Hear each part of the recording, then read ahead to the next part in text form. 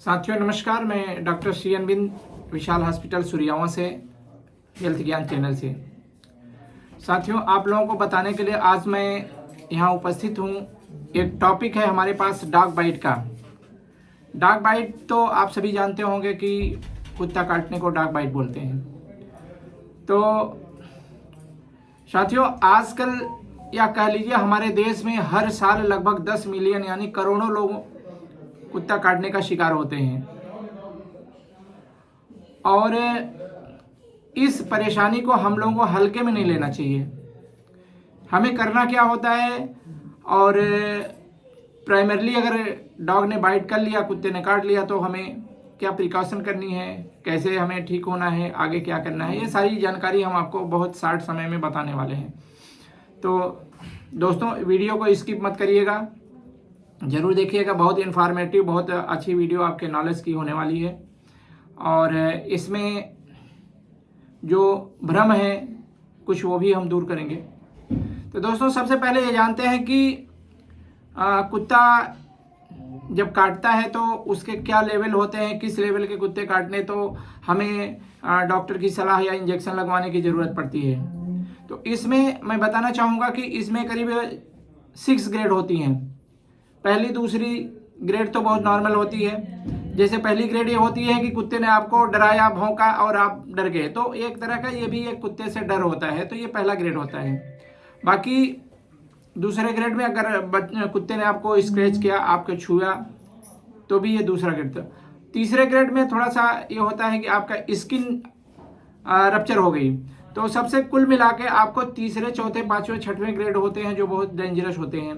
तो कुत्ता अगर आप किसी को काटा है, हाथ पैर बॉडी में कहीं भी काटा है, तो सबसे मेन बात होती है कि आपका स्किन रप्चर हुआ कि नहीं है। स्किन में अगर कोई खरोच आई, स्किन में उसका सलाइवा मुंह से जो गया वो गया, तो ऐसी स्थिति में हमें डॉक्टर की एडवाइस लेनी होती है।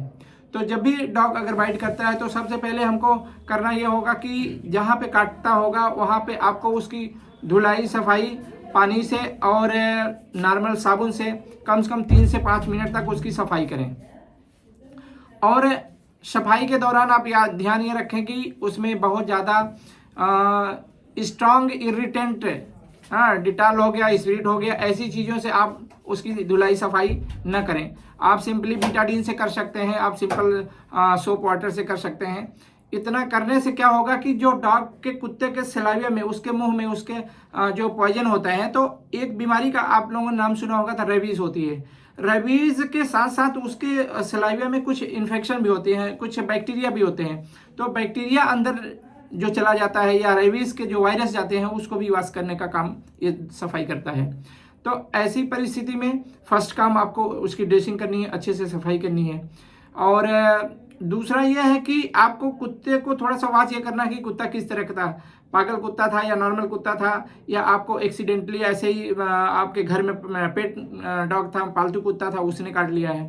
तो दोस्तों ऐसा है कि कुत्ता कोई भी हो, अगर वो पालतू कुत्ता है तो ये पता करना होता है कि वैक्सीन लगी है कि नहीं, उसको वैक्सीनेटेड है कि नहीं है। अगर वैक्सीनेटेड है तो भी टेंशन लेने की ज़रूरत नहीं है, लेकिन इंजेक्शन लगवाना थोड़ा सा ज़रूरी होता है। एक प्रोफाइलेक्टिक जो वैक्सीन होती है वो लगवानी चाहिए। और दोस्तों अगर कुछ कुत्ते ऐसे होते हैं कि जो आपको लगेगा कि एकदम पागल जैसा था, वो उसका बिल्कुल डिस्टर्ब था और सर में घाव भी हुए थे, तो ऐसे ये मान के चलिए कि रेबीज़ के इन्फेक्शन से ही 90% ये चांस होता है कि उसको रेबीज़ का इन्फेक्शन रहा होगा। तो ऐसे कुत्ते अगर काटते हैं तो उसमें भी आप बिल्कुल लापरवाही ना करें। इंजेक्शन लगने का सही टाइम 24 घंटे के पहले इंजेक्शन लग जाना चाहिए। 2 इंजेक्शन बहुत ज़रूरी होती है। एक टिटनेस का इंजेक्शन होता है, दूसरा एक वैक्सीनेशन जो रेबीज़ के लिए होता है, ARV वो लगता है, और एक रेबीज़ का इम्यूनोग्लोबुलिन का इंजेक्शन लगवाना होता है जो कि कुत्ते काटने के लिए बहुत ज़रूरी होता है। तो इंजेक्शन का सहारा, इंजेक्शन डॉक्टर की सलाह बहुत ज़रूरी होती है। आप 24 घंटे में सारा ये सब कर लेना होता है। बाकी जो उसके डोजेज होते हैं, नियम होते हैं, आगे देने होते हैं। दोस्तों कई लोग ये पूछते हैं कि हमको 1 हफ्ते हो गया काटा हुआ कुत्ते ने, और मैं क्या करूं, इंजेक्शन लगवाऊं कि नहीं लगवाऊं। तो ऐसी स्थिति में आपको लेट नहीं करना। जब भी आपको लगे कि हमें डॉग बाइट काटा है, जितना भी लेट हो रहा हो लेकिन उससे लेट ना हो, आपको इंजेक्शन जरूर लगवाना चाहिए। तो दोस्तों, आप जैसा जानते हैं कि ये रेबीज जो होता है ये बहुत ही खतरनाक बीमारी होती है। इसका इलाज पूरी दुनिया में नहीं है। एक बार अगर पेशेंट को, किसी को रेबीज का इन्फेक्शन या बीमारी हो गई तो वो बच नहीं सकता है। तो ऐसी स्थिति में आप बिल्कुल लापरवाही ना करें, इसे पूरी तरह दिमाग में कंसंट्रेट कर लें कि हमको इलाज शुरुआत में ही करा लेना है। और कभी कभी होता है कि इसका कारण क्या है कि वो आदमी बचता नहीं, क्यों ऐसा नहीं होता है। तो दोस्तों, मैं एक बहुत वैज्ञानिक बात बताना चाह रहा हूँ जो मेडिकल से रिलेटेड है कि दिमाग में जो ब्रेन होता है और ब्लड होता है, ब्लड के थ्रू जो दवा जाती है ब्रेन को जाती है, तो ब्रेन और ब्लड के बीच में एक बैरियर होता है, उसको ब्लड ब्रेन बैरियर कहते हैं। तो ऐसी स्थिति में दोस्तों आपको बताना चाहूँगा कि जब भी कोई दवा होती है, अगर वो इन्फेक्शन ब्रेन तक चला गया है और उस दौरान हम कोई भी दवा देते हैं तो उस ब्लड ब्रेन बैरियर को वो रेबीज रोक देता है, दवा अंदर जाने नहीं देता है। बाकी और इन्फेक्शन जो होते हैं, बैक्टीरियल इन्फेक्शन होते हैं, उसमें तो ब्लड ब्रेन बैरियर ब्लॉक नहीं होता है, लेकिन रेबीज की कंडीशन में ये बैरियर ब्लॉक हो जाता है, जिससे इंजेक्शन काम नहीं करता है। तो ये एक इसकी खास बात है जिसमें ये 100% फैटल हो जाता है, यानी कि जानलेवा हो जाता है। और बाकी दोस्तों, कभी कभी होता है कि इंसान को कैसे पता चले कि इनको कुत्ते ने काटा तो वही बीमारी, रेबीज की बीमारी है।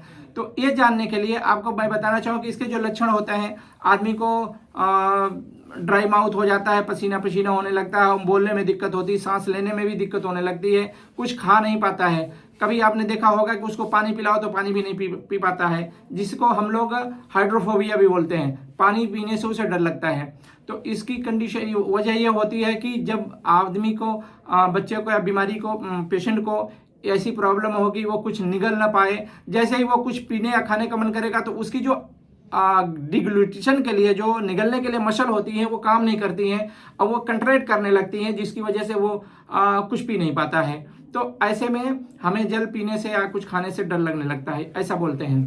तो ये हमारी हाइड्रोफोबिया की प्रॉब्लम इसी वजह से होती है। तो दोस्तों, मैं आप लोगों को इस संक्षेप के वीडियो में इसी पर्पज से आया हूं बताने के लिए, और मुझे उम्मीद है कि आप लोग कुत्तों से संबंधित, डॉग बाइट से संबंधित जो भी प्रॉब्लम होगी, आप इस पे केयर करेंगे। कभी भी लापरवाही ना करें। अगर किसी एक्सीडेंटली कुत्ते ने काट लिया है तो आप उसको प्रॉपर ट्रीटमेंट करें, अच्छे से इलाज करें और अपना ध्यान रखें।